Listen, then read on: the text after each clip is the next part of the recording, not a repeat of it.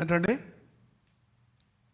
ఆ 40 రోజులు చెప్పులు వేసుకోము, ఆ 40 రోజులు నీచుతనము, ఆ 40 రోజులు ఎవరిని ఏరా పోరా అనము, ఏంటండి? ఆ 40 రోజులు అబద్ధం ఆడము, ఆ 40 రోజులు మల్లెపూలు పెట్టుకోమందంట ఒక ఆమె. ఎంత గొప్ప!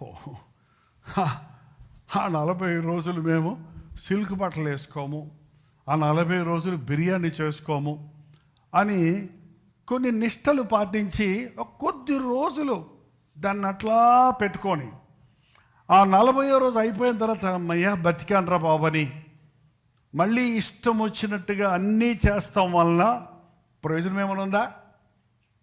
ఆ 40 రోజుల్లో నీ హృదయంలో మార్పు కలిగి రూపాంతరం పొంది నిన్ను నీవు పరిశీలించుకొని నీ తప్పులు నువ్వు గ్రహించుకొని దేవుని చిత్తానుసారంగా వాక్యానుసారంగా జరగడానికి ఆ 40 రోజులు ఉపవాస ప్రార్థన మీకు మేలు కలిగితే అది నిజంగా ఒక గురితో నేను దేవుని కొరకు ప్రతిష్ఠించుకోవాలి, దేవుని కొరకు నేను సమర్పించుకోవాలి, నేను దేవునితో ఒక నిబంధన చేసుకోవాలి, నేను దేవుని కొరకు బ్రతకాలి అని ఒక తీర్మానం చేసుకోవడానికి, ఆధ్యాత్మికంగా బలపడడానికి 40 రోజులు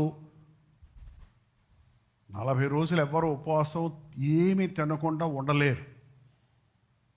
మోషే కాబట్టి ఉండగలిగాడు కొండ మీదకి ఎక్కి. ఒకసారా 2 సార్లా?